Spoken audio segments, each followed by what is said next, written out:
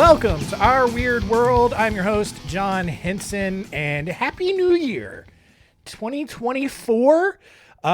Listen, here's the thing, all right? Objectively speaking, all right?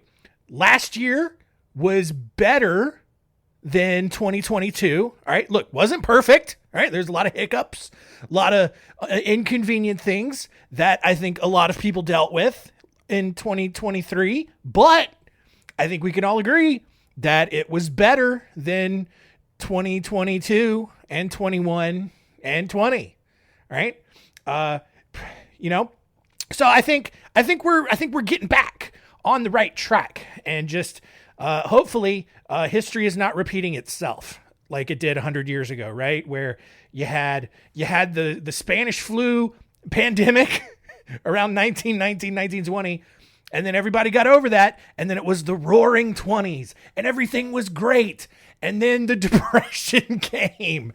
And I'm hoping that we don't do that again. So maybe, and honestly, look, I'm recording ahead. Maybe it already happened. I don't know. I hope not.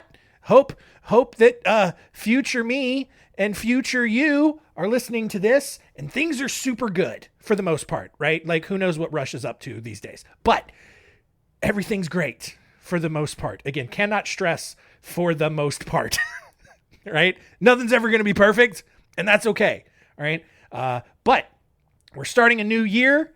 We are closing in on episode number 200, and then we're going to be into season 5 of this podcast in March, and looking forward to that as well. Good grief. I cannot believe that. Anyway, we are talking about 3 people today who faked their own death. All right. We are looking at the stories of Raymond Stansel, James Washington, and then our first story today after the music of David Friedland. And did they succeed? Did they actually get away with it, or did it blow up in their face? We will find out right now.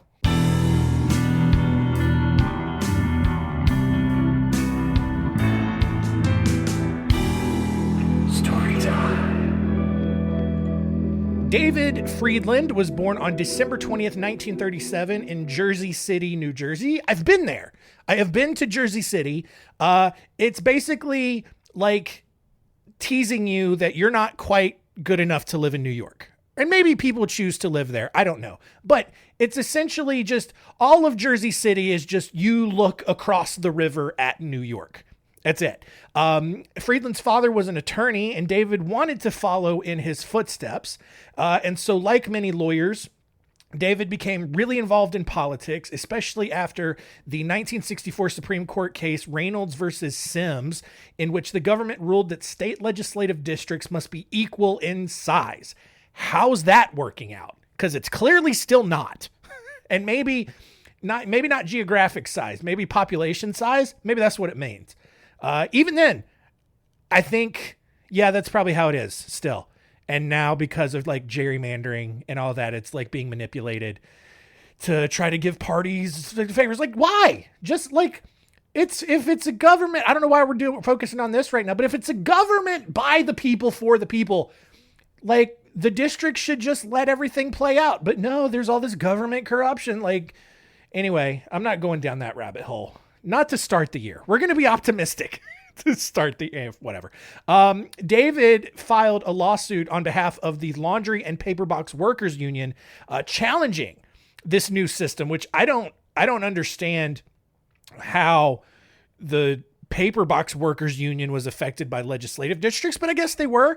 And David won this lawsuit, and the New Jersey State Senate enacted a rule in which each senator's vote would be weighted based on the population that was being represented. So basically, at least right now in New Jersey at this time, senators from various districts by population wise represented more people than others, right?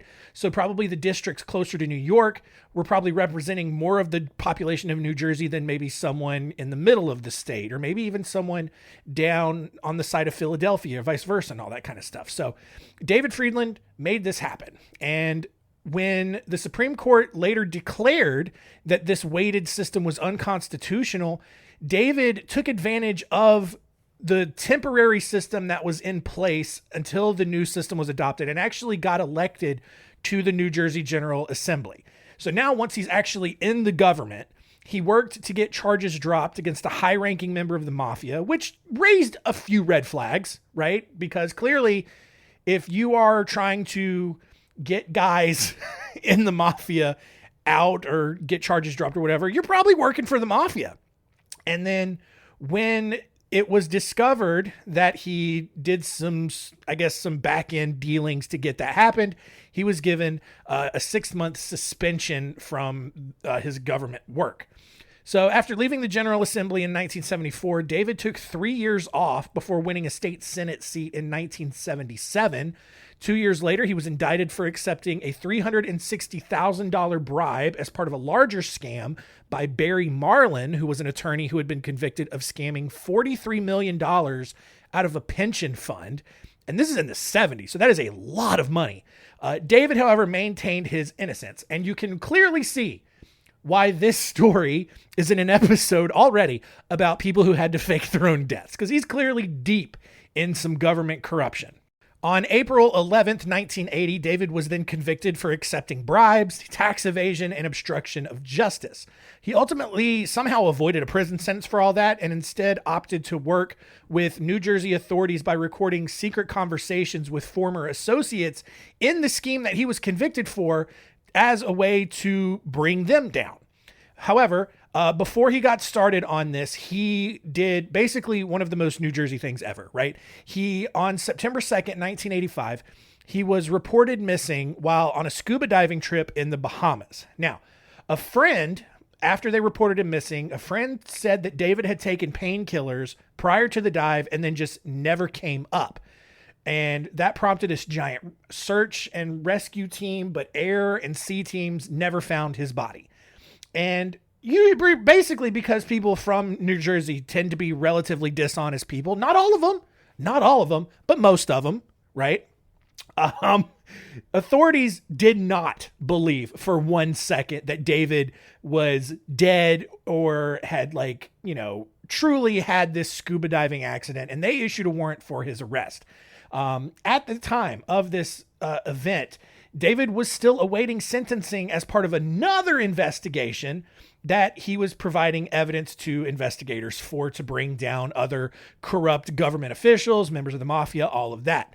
Authorities then traced David, who was using a fake passport, through Kenya, France, Austria, Hong Kong, and Singapore. So they know, they know he's alive. He tried to fake his own death, did not work, right? They clearly know he's alive. They're tracking him all over the world because he knows he's gotten in too deep and somebody in the mafia is going to kill him, right? So by 1987, David was actually a top fugitive on the Marshal's most wanted list. He was actually finally caught in December of 1987 in the Maldives, where he was posing as a scuba dive master. He was extradited back to the United States and was sentenced to 15 years in prison on just a CVS receipt list of white-collar crimes.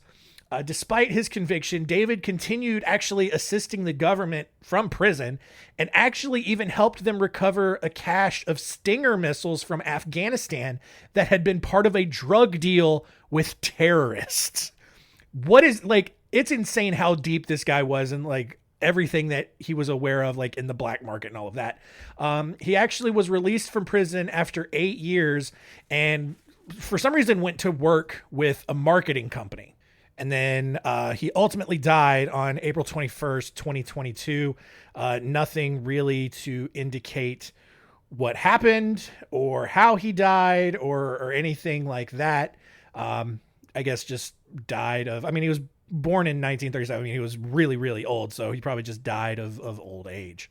Our second story here, a little bit of a shorter one. In 1995, a woman named Joyce Goodner was beaten to death with a cinder block, stabbed several times, and then set on fire. Just insane. Unfortunately, police in Tennessee, where this took place, had no idea who had killed her, and the case ended up going cold. until 14 years later in 2009. And that's when James Washington, who was already in prison for second-degree murder, started suffering from seizures and thought that he was actually having a heart attack. So they take him to the prison hospital. He's in his bed, hooked up to all these machines. He's still really struggling. And at that point, he sits up and Kitty's on the bag. He is on the bag. Rare bag sighting. Kitty has not been as into the bag lately, but of course he does it while I'm recording. It's uncanny. Anyway, just ignore that. He's in this prison hospital bed and he sits up with all of the strength he had and summoned the guard over to his bed. And he's like, I have something to tell you.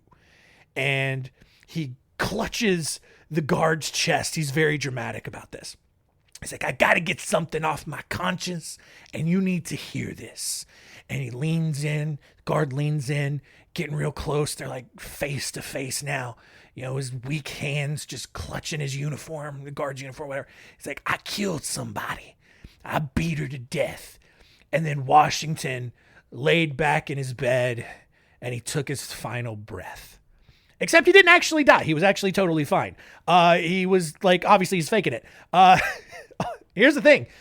Investigators had originally considered James Washington a suspect in Joyce Goodner's murder, but they didn't have enough DNA evidence to definitively link him to it.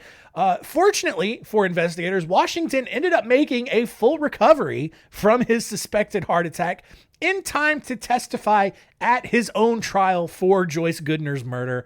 Although he tried to call backsies and claimed that the medication that he was on caused him to hallucinate all of this, he was found guilty of Goodner's murder and was given another life sentence where he is going to spend the rest of his life. Our final story here is of Raymond Stansel, who was an absolute legend in the state of Florida, and surprisingly not for anything remotely horrifying, right? Not for anything crazy, not for being a creep or a murderer or anything like that. He was actually very popular in the fishing community for his ability to maneuver his fishing boats in the angriest of waters and rescue other boaters who had been overcome by very strong waves. In one instance, Stansel actually brought up a 90-foot barge that had sunk in 100-foot deep water all by himself with nothing but scuba gear and inflatable tubes, which is nuts. A 90-foot boat, 100 feet underwater, and he's just down there in his scuba suit with some inflatable tubes and he brings it back up. That's insane. On another occasion, he caught over 2,000 pounds of grouper in a single weekend, which sounds impressive, but 2,000 pounds of grouper is probably 5 grouper because those are gigantic fish. Either way, still super impressive. What made this all the more remarkable was that Stansel was actually blind in his left eye after a friend had smacked him in the face with a broomstick in middle school. Somehow, he was also a former Air Force pilot, which what is the Air Force doing hiring, or having people fly their jets with only one good eye? I don't even know I did not think that was possible. I thought you had to have both working eyes with perfect vision in order to be a pilot in the Air Force. Maybe I'm wrong. Maybe I was wrong. After leaving the Air Force, he operated his own private fishing vessel on Florida's Gulf Coast. And by the 1960s, for some reason, though, Stansel started running into difficulties consistently bringing in enough fish to make a living. And so he started looking for ways to supplement his income. Well, one day, a group of drug smugglers approached Stansel who needed a bigger boat for their drug run. Stansel, who is pretty desperate at this point, he agrees. And after a decade, because the first run mission went so well, he just started working with these drug smugglers. He had a very successful marijuana smuggling business where he would run drugs from Jamaica and Colombia back up to Florida. However, Stansel was not great at keeping this sort of thing a secret. With more money than he really knew what to do with, he opened an offshore bank account. He bought gold from Costa Rica, and he formed seafood and boat building companies in Panama and Honduras. And his fellow fishermen would watch him go out to sea without any ice, which was weird because the ice is a requirement when you're going out fishing, which is what he told them that he was doing. And he would then somehow return with his boats so weighed down with cargo that it was to the point of nearly sinking, and yet the nets bone dry. So like it was super obvious he was not going out fishing. He was doing something else. He's super wealthy. He owns all of these businesses. He's got all these gold bars and all this kind of stuff, and like not hiding it at all. So on June 6th, 1974, after having unknowingly been under surveillance since returning from Central America a few days prior, Stansel was arrested on suspicion of drug smuggling. Police found over $27,000 in cash on him, some blank tourist visas, actual pictures of marijuana, and more like super incriminating evidence. However, before his trial could begin, his attorney that he had hired announced that Stansel had died in a freak scuba diving accident off the coast of Honduras on New Year's Eve while he was out on bail. Now, if you learned anything from the first story, it's that people who die in freak scuba diving accidents don't actually die. That is not like they don't. That's an easy way to fake your own death. You just fall off the boat and then you just kind of swim away somewhere. And then people on the boat are like, oh my God, where did he go? And it's like, oh, I must have died. Oh, well. So no one from Florida also believed that this story was true. They heard, oh, Raymond Stansel died in a scuba diving accident. Sure, he did. No one believes that that's what happened. Several tips quickly came in, sending Florida authorities on just a wild goose chase to try to bring him back. In December of 1976, Honduran officials notified Florida authorities that they had detained Stansel in Tegucigalpa. It's a city in Honduras. Probably didn't even pronounce that right. But before authorities could even board a flight to Honduras, they were informed that Stansel had already escaped because it's Honduras. It's not like a maximum security prison system over there. So with the stolen identity of 33-year-old Dennis Lafferty, who was a guy who had died in Florida the previous year, Stansel led his girlfriend, Janet Wood, all over Central America before Janet got pregnant. Now, I should also note that at this time, Stansel had a wife and 4 kids, which he basically has abandoned at this point.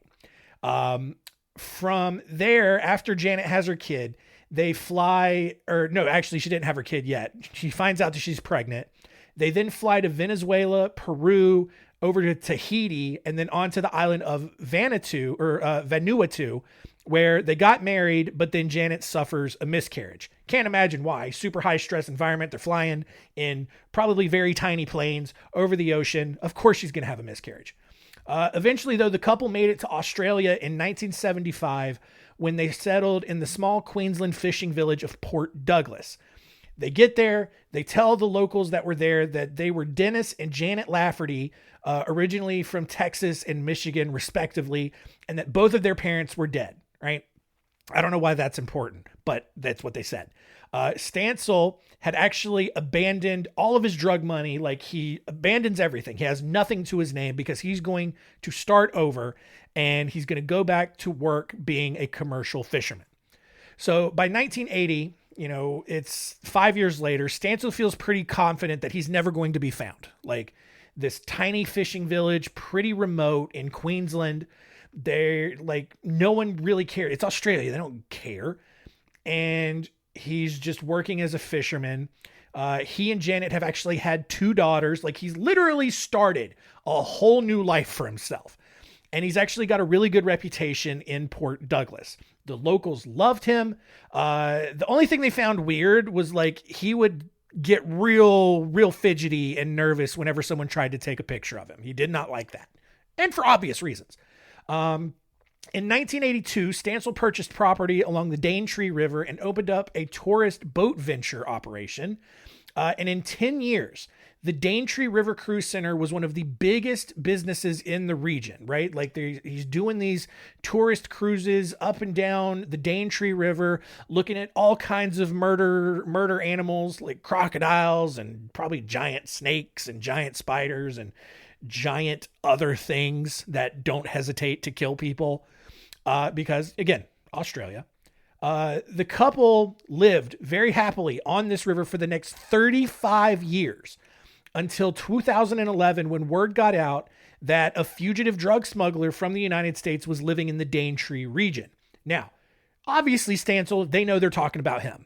And so he nervously starts waiting for more news and more updates on the case, only to find that the fugitive that everyone is talking about was a guy named Peyton Edison, who was a smuggler from California during the 1980s, who had done the exact same thing that Stansel did and somehow fled all the way to Australia and was living a life there.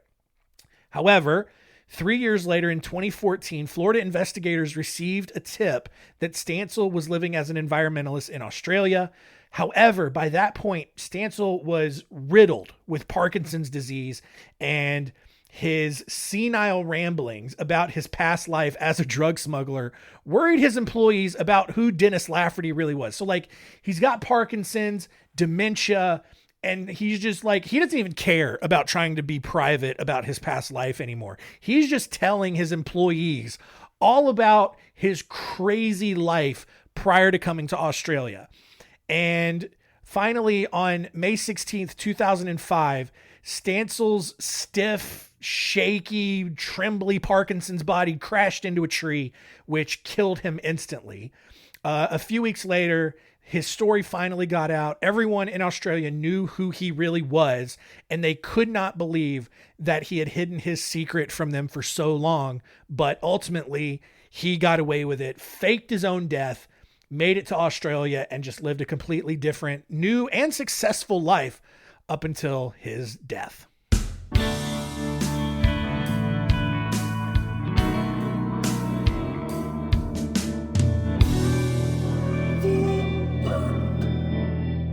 All right, faking your own death in the books.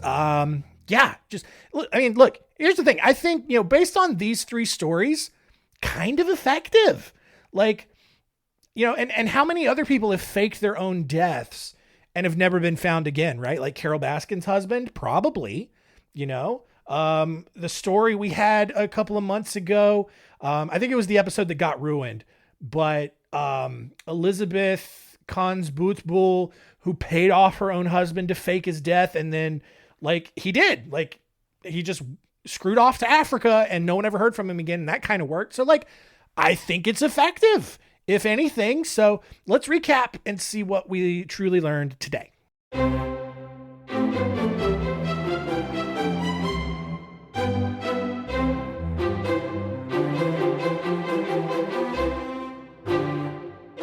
What did we learn? Number one, if you get super deep in with the mafia and especially the New Jersey government with all their corrupt people, you have to fake your death, right? And you have to do it super insanely. You have to go as far away as you possibly can and be like a boat instructor in the Maldives, and you're still going to get caught. All right. It's just the truth. But here's the thing. If you're going to fake your own death, get really good at scuba diving, because I think that's really the best way to ultimately do it. Number two, James Washington thought he was dying of a heart attack, so he confessed to another murder, and then he was totally fine and ended up getting convicted of that murder, which is so great. And then number three, Raymond Stansel, probably the poster child for getting away with faking your own death. Totally did it, and then ended up in Australia and literally lived a whole second life with a whole new family, which sucks for his original family, by the way. But man, good for him for getting out to Australia, built a whole new life for himself. And ultimately, aside from crashing into a tree and killing himself, had a pretty good life after that.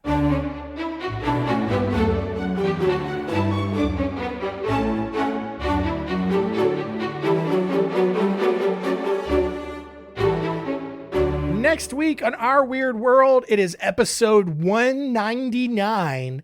So I will reveal to you what episode 200, the big celebration, is going to be. It's not going to get drunk. I'm not getting drunk again. It's going to be something different. And I'm honestly very worried about it, if I'm being honest. I don't know how it's going to go. I'm going to have fun, but I have no idea how it's going to go. But you'll see. Next week, our stories, though, gonna probably be a shorter episode, but we're gonna look at two people who literally got amnesia and then completely forgot everything about their lives, ended up somewhere else, and this is almost kind of like a part two to today's episode where, today people fake their own death and they were fully aware of it and ended up making a new life for themselves somewhere else. But next week, we're looking at the stories of Benjamin Kyle and Lawrence Joseph Bader, who both got amnesia and completely forgot. So they might as well have faked their own death because they didn't remember anything that happened about their former lives. The crazy, crazy thing that amnesia is. And we're going to look at two stories from people who had to deal with it. So thank you for continuing to listen. Look, here's the thing. If your New Year's resolution this year is to help your friends listen to more podcasts, tell them about this one. We're having fun over here, probably. I don't know. But that's it. Thanks for listening. Keep telling all your friends and keep it weird.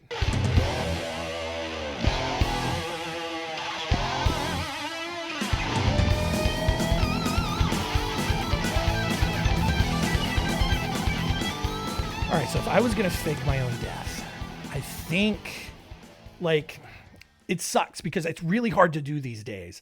But I think if you're going to do it, you have to go off the grid completely, right? You have to, slowly, you can't do it all at once. You have to slowly just kind of pull all your cash out. You're going to have to abandon some of it, unfortunately, but you're going to have to get all your cash out and get rid of all your credit cards, get rid of your cell phone, all of it. You're going to have to, I don't even know, honestly. You're going to have to end up in some remote village full of people who do not care. And there's no real government, activity going on. There's no way you can get back on the grid. You can't assume a new identity. So it's God, at this point, it's too much work to try to fake your death. I think you just got to deal with whatever consequences are coming your way that are making you consider this in the first place. I also you'd have to have connections. You would have to know a pilot or be able to fly your own plane, right? That's probably it, right? You work to get your pilot's license and then you just tell everybody, "Hi, I'm going to go on an airplane ride." And you tell them where you're going, but then you tell air traffic control, no, because then when police, Jesus, this is hard. I don't know, man. I don't think it's worth it.